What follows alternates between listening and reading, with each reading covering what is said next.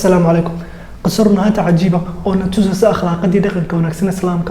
فرشدي سمرقند قابك عيدمada muslimiintu inta galeen magaalada Furtaan hadana dib uga soo baxaan iyo sababa ku kalifay ay kaga doona muuqaalkan inta ku jirno magaalada Samarqand waa magaalo dhacday Uzbekistan dalka lagu magacaabo dalkan isaguna ku yaala Asia muuqaalkan inta ku jirna kaga doona sababa kale in ciidamada muslimiintu inta magaalada Furtaan hadana dib uga soo baxaan fadlan noo cusubtay subscribe sar muuqaalka like na ka iloobin daawasho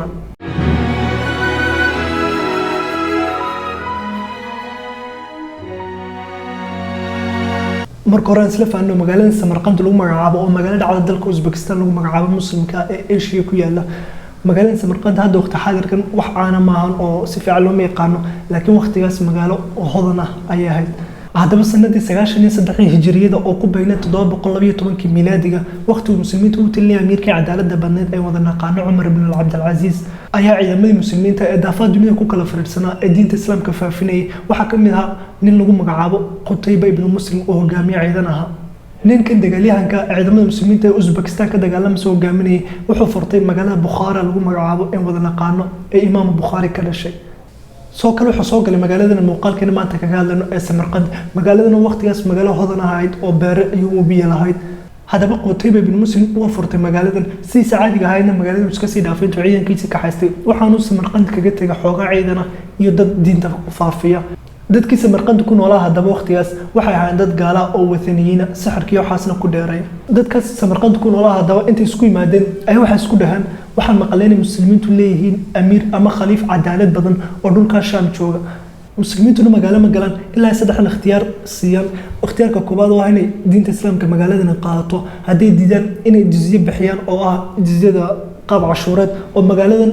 cid walba soo weerarta ay muslimiintu ka difaaci doonaan laakiin magaaladan ay xooloodii wax walba iyagu lahaan doonaan iyo guriyahooda oo qaab cashuur ahaanna ay muslimiinta lacag u siin doonaan jizye ayaana leedahay haddii diidaan waa saddexaad waa inay dagaal isku soo baxaan oo isla dagaalamaan kadib cidii guuleysatay magaaladaas qaadato saddexda ikhtiyaar ay muslimiintu siin jireen laakiin reer Samarqand waxa dhahan saddexda toonana ma siinin waana runtood oo Qutayba ibn Muslim magaalada markuu soo galay wax ikhtiyaar ma siin oo iska soo galay sabab military awood xisaabaadku isku dhufsan waxa kamid ah magaalada horta Samarqand marka hore magaalo beeraley mid kale wabiye maran dhibaatada kale waxa ka jirta gidaarkan ku awdin ay beerahooda ugu dhex jiraan cuntoodii wax walba oo magaalada hadii xisaar ku sameeyo ama go'doomiyo wadada cuntoodii raashinkoodii wax walba haysta oo magaalooyinka kale marka xisaar lagu sameeyo ama la go'doomiyo badanka cuntada ka dhamaata saadka ka dhamaada saad darteed way isdiibaan albaabada ay furan laakiin Samarqand cunto iyo wax walba haystaan hadii gidaarkooda ku hoos jiraan maanta dhan magaalo isdiibeysa uma eka Qutaybana markaa wuxuu isdahay dadkan wax walba haysta hadad go'doomiso dad isdiibi doona maahan ee gaad kadib uu gaado magaalada si gaadma ay ku soo galay hadaba Qutayba oo isagu nin dagaalyahan ah magaalada iska sii dhaafay magaalooyin kale oo furto diinta u faafiyo Samarqand wuxuu kaga sii tagay xoogaa ciidamada iyo muslimiin diinta ku faafsa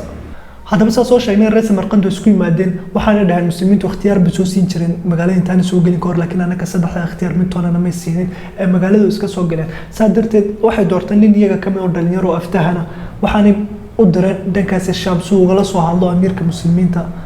arintooda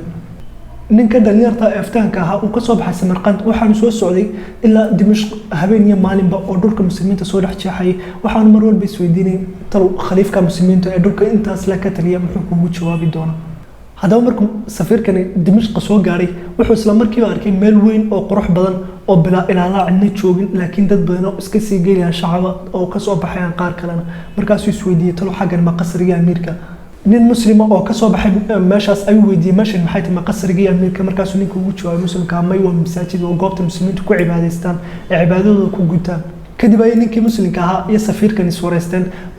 ninkii muslimka ah weydiiyay adu maxaa tahay xagga ka timid safiirkina markaas ugu jawaabay Samarqand baan ka yimid nin muslimana ma yahay waxaana uu yimid in la kulmo khaliifka muslimiinta Umar ibn Abdul Aziz ninkii muslimka ah markuu arkay ninkan reer Samarqand ee aan muslimka ahayn si caadiga ah diinta islaamka uu soo bandhigay waa uu sharaxay diinta islaamka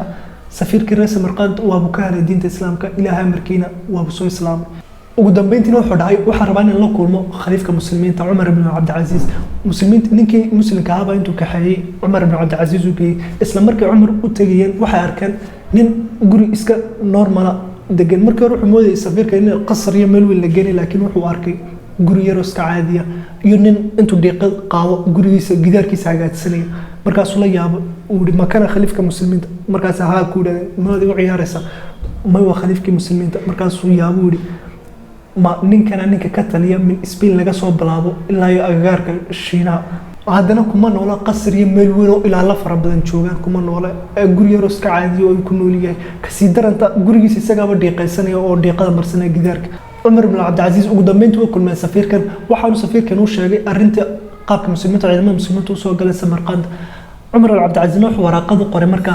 والجي أمو يصير كمسلمين توقت اللي أمو فردي سمرقند وحنا كل هاي هدي أي تاي الروم وحنا وش شاقي إن كان الرئيس سمرقند دي صدرنا واه إن أنا اختيار سنين مقالة وانا سعود انتين بكبحان أو بناك كسو يستاكتان كدي باختيار سوسيسان رواياتها قارنة أما قصوين قارنة وحا شاقان إن قتيبة من مسلم لفتر كيسي هجامي فرتي سمرقند محكمة على سويس تأتي مسلمين سمرقند مركا كفرتان أو قاضي مسلمة سويس تأتي قتيبة من مسلم ينين الرئيس سمرقند وهاللي لبدو ذنو ويديي وحنا اسكو يستان نينكي الرئيس سمرقند وحدهاي مقالة iyagoon waxa ikhtiyaarna siin ay soo galeen muslimiintu markii horena waxa la soo siin jiray magaalo walba saddex ikhtiyaara laakiin anagu waxa ikhtiyaarana ma siina magaalo iska soo galeen qutaybina oo la wareystay marunba waxaan ninkani sheegay qutayba oo ciidan muslimiinta hogaaminay raas marqad ismaalaan mar walba ninkani dambigiisa ama iyaga dambi warkay dambigiisa uu qaran doona ismaalaan sababtoo waa nin awood badan oo military hogaaminay laakiin qutayba sidaa ma ahayn nin muslim ayuu ahaa runtana lagu yaqaano marka wuxuu dhahay وارن وح اختيار ما سنين سمرقند صوبته مقالون كي كوري اختيار كم متونا ما يقبلن السيف أي نجا يقبلن أو السيف أي نقولن دجالمن مركو حاسة هاي سمرقند نود لنا دجالمن دوران صدرت هاي أنا وقاضي نكر سمرقند محكمة تاعنا ولا يابن هجاميها عيدا كمليتريا هادنا رنت الشيء وحول بنا قرنية قاضي المسلمين تها مركو حكم قطيبة بن مسلم إنه دمان عيدا مديسة يا مسلمين تي شوكتي سمرقند سوق الشيء مركز دمان تسودين هي بناك وجبحان سمرقند بناك أنا سويس تاعي كده باختيار صوصيا عيدا المسلمين تها مركو قاتل على بود ورسان دمان سود دمان وسيب حيل أو مجال سمرقند يقوم كبحين أي رأس سمرقند يابن عيدا ما صوت دجال لما إدباتها صودا صومر سمرقند يمد ودميت مجالين فرتها هذا سدا فوضى قبحي محيها عدالة أي لا يعمل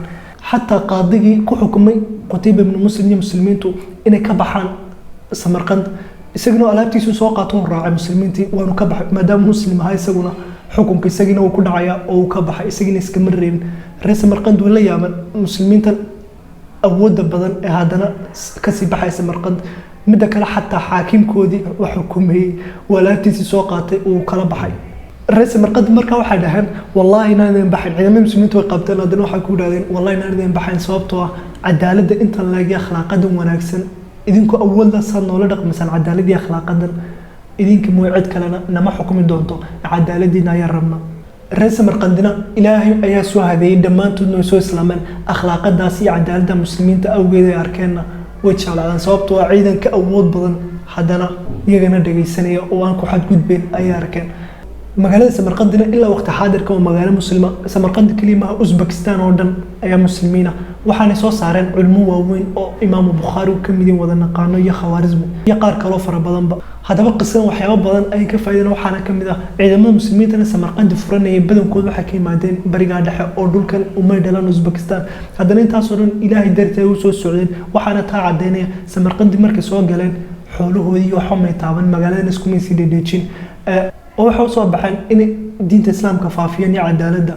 dulmiga ay dadka ka dulqaadan samarqadina kuma soo islaamin awood ciidan iyo waxaas akhlaaqadii iyo cadaaladii ciidamada muslimiintu sameeyeen ay runaantii la yaabeen saadarteed ku soo islaameen raagalbeedka kuwa aaminsan islaamku wuxuu ku faafay seef waxa jawaab ugu filan samarqand oo kale ama Indonesia laftarkeeda oo muslimiinta ugu faraha badan dunida ay ku nool yihiin ciidan muslimiin oo Indonesia tagaama furtay ma jiro laakiin Indonesia akhlaaqada iyo cadaaladda wanaagsan ee islaamka ay ku soo islaameen qasam waxa rajaynaa inaad ka heshay sababtoo waa qasam qurux badan muuqaalkan maanta intaas noogu eegyahay fikirkaaga hoosta commentiga noogu reeb waxaad ka faa'iiday qasadan wassalaamu calaykum